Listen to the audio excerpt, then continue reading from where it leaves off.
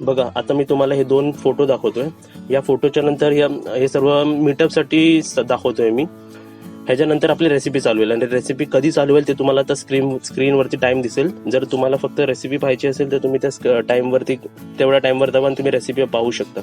ह्या 2 फोटोनी जे आज मीटअप आहे आपलं त्यांच्यासाठी थोडं गाईड करतो मी, त्यांना हेल्प करतो. म्हणजे जर तुम्ही गेटपासून एंट्री कराल तर तुम्हाला कसं काय दिसेल ते आपण पुढे बघूया. आता नमस्ते सर्वांना, कसे आहात तुम्ही सर्व. आज आपला मीटअप आहे. तर आपल्या मीटअपसाठी हे बघा हे 2 पिक्स आहेत माझ्याकडे. तर ह्या पिक्स मधून आपल्याला समजेल की आपण कुठे भेटू शकतो. आपण जशी एंट्री करू तसं आपल्याला असं काहीतरी दिसेल बघा. इकडे लिहिलं आय लव्ह मालवणी महोत्सव. इकडे आपल्याला गणपतीचं मंदिर दिसतोय आणि इकडे पुढे बघा इकडे सिटिंग अरेंजमेंट आहेत. तर जसं तुम्ही एंट्री कराल तर सर्वात आधी तुम्हाला हे आय लव्ह मालवणी महोत्सव, इकडे आपण लास्टला फोटो काढू शकतो मम्मी सोबत.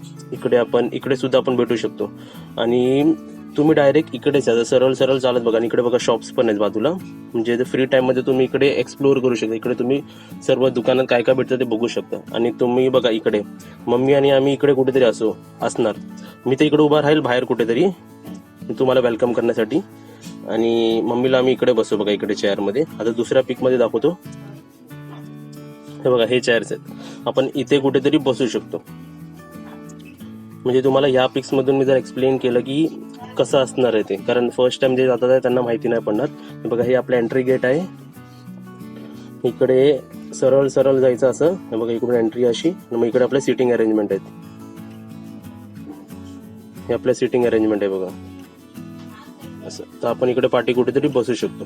तर तुम्ही सर्वांनी नक्कीच या. आणि ज्यांना जमलं नाही तर त्यांच्यासाठी आम्ही व्हिडिओ नक्कीच बनवू. आणि कसं आम्ही तर तुम्हाला बघितलं नाही, जर मी तिकडे उभा असेल किंवा ताई असेल किंवा म्हणजे जिजू असतील, कोणालाही तुम्ही ओळखत असाल तर त्यांच्याकडे डायरेक्ट या, अप्रोच करा आणि सांगा आम्ही तुम्हाला भेटायला आलोय. तर आम्ही तुम्हाला डायरेक्ट मम्मी इकडे बसलेली असेल समोर तर आपण इकडे डायरेक्ट तुम्हाला नेऊ आणि मग तुम्ही त्यांच्याशी बोलत बसा.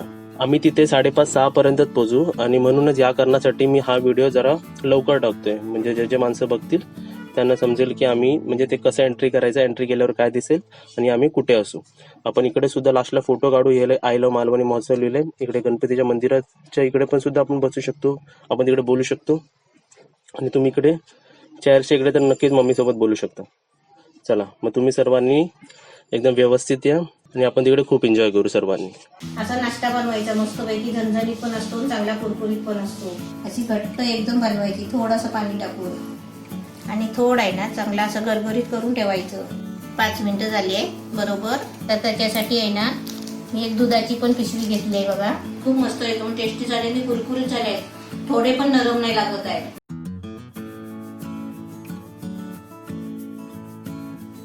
नवीन रेसिपी पाहण्यासाठी लाईक करा, सबस्क्राईब करा आणि ही घंटी वाजवा.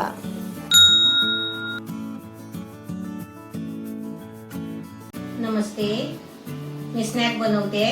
आपल्याला समजा कंटाळा आला ना, गोड आंबट तिखट खाऊन कंटाळा येतो आणि रोज रोज नाश्त्याला काय करायचं असा प्रश्न येतो. तर आपण काय करायचं असं बघा की मी दाखवते ना, असा नाश्ता बनवायचा मस्तपैकी, झणझणीत पण असतो चांगला कुरकुरीत पण असतो. त्याच्यासाठी 1 वाटी तांदूळ घेतले. 1 वाटी हे मी तांदूळ आहे ना स्वच्छ धुवून आहे ना 2-3 तास भिजायला ठेवलेले. आणि हे तांदूळ आहे ना तुम्ही कोणते पण घ्या, बासमतीचे सोडून तुम्ही कोणते पण बारीक तांदूळ घेतले तरी चालतील, जाड तांदूळ घेतले तरी चालतील. असे मी 2-3 तास भिजत ठेवलेले.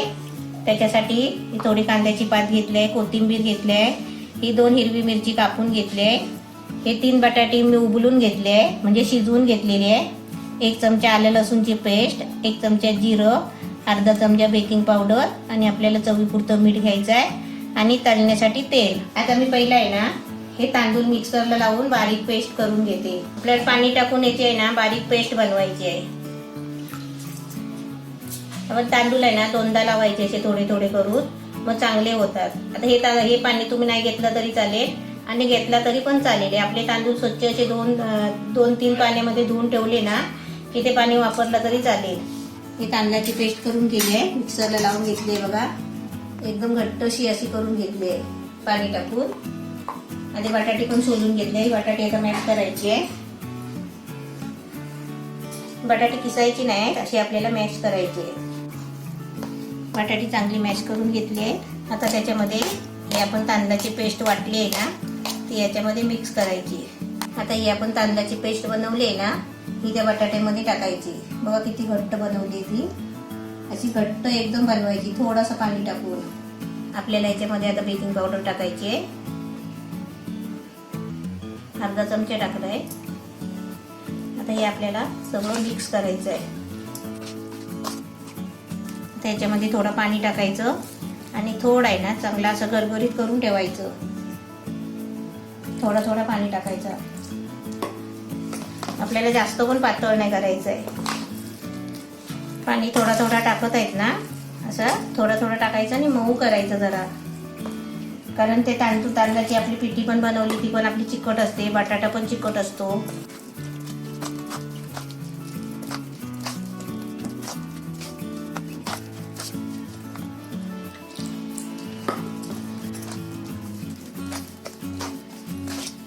हळूहळू मॅश करायचं कशासाठी, कारण बटाटा आणि तांदळाची पिठी आहे ना एकजीव होते चांगली. आणि आपण त्याच्यात बेकिंग पावडर टाकली आहे त्याच्यामुळे पण ती एकजीव होते. आपलं आता मिश्रण बघा चांगलं झालंय. आता हे आपल्याला 5 मिनिटासाठी मी थोडं झाकून ठेवते आणि तुम्हाला 5 मिनिटांनी दाखवते. 5 मिनिटं झाली आहे बरोबर. मिश्रण आपलं एकदम गाढा झालंय बघा. आता याच्यामध्ये आहे ना हे आपलं बाकीचं साहित्य मिक्स करायचं. हे आलं लसूणची पेस्ट 1 चमचा, जिरं, हिरवी मिरची, कांद्याची पात आणि भरपूर कोथिंबीर आणि आपल्याला चवीपुरतं मीठ. हे सर्व मिश्रण आहे ना चांगलं एकजीव करायचं आहे.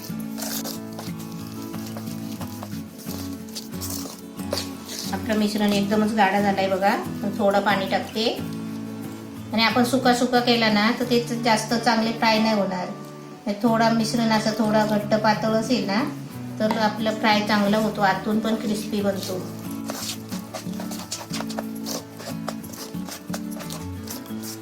असं चमच्याने पडतंय बघा. असं मिश्रण करायचं. नाही घट्ट नाही पातळ नाही.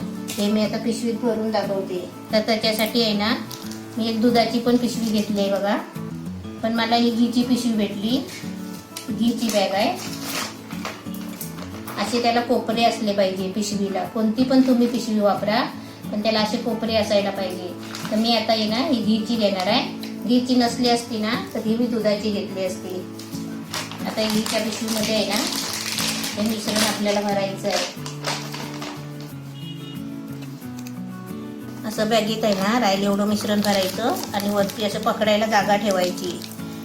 आपल्याकडे असं रबर असला तर रबर लावायचा आणि हे थोडं कमी झालं ना की ते राहिलेलं मिश्रण त्याच्यामध्ये भरायचं. आता मी हे तेल तापायला ठेवलंय बघा. तेल चांगला तापलंय बघा. ते मिश्रण टाकलेलं वरती आलंय. आता मी ते थोडा गॅस आहे ना मीडियम करते. आता मी तुम्हाला ही पिशवी आहे ना त्याचा कोपरा आहे ना कापून दाखवते. थोडासा आपण छोटासाच कापायचा आहे. असा छोटासा कोपरा कापलाय. आता आपल्याला त्याच्यामध्ये सोडायचं आहे.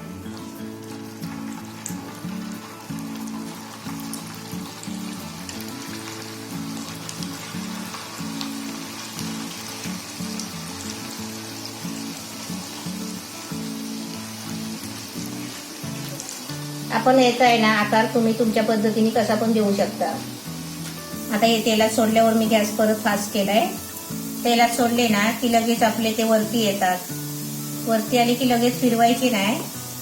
थोडेसे हलवून घ्यायचे, ढवळून घ्यायचे थोडे, नंतर हळूहळू फिरवायचे.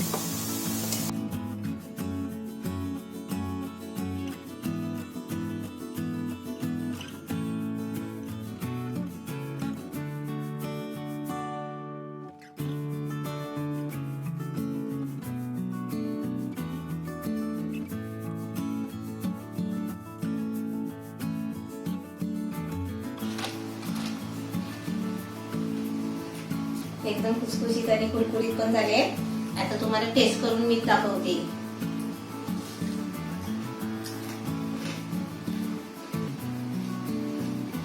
खूप मस्त एकदम टेस्टी झाले आणि कुरकुरीत झाले. थोडे पण नरम नाही लागत आहे. तुम्ही हे बनवाल ना तर चकली पण करायची गरज नाही. चकलीपेक्षा पण मस्त झाले आणि एकदम छान एकदम टेस्टीला पण मस्त. असे तुम्ही पण बनवा आणि मला सांगा कसे झाले ते. एकदम छान झाले.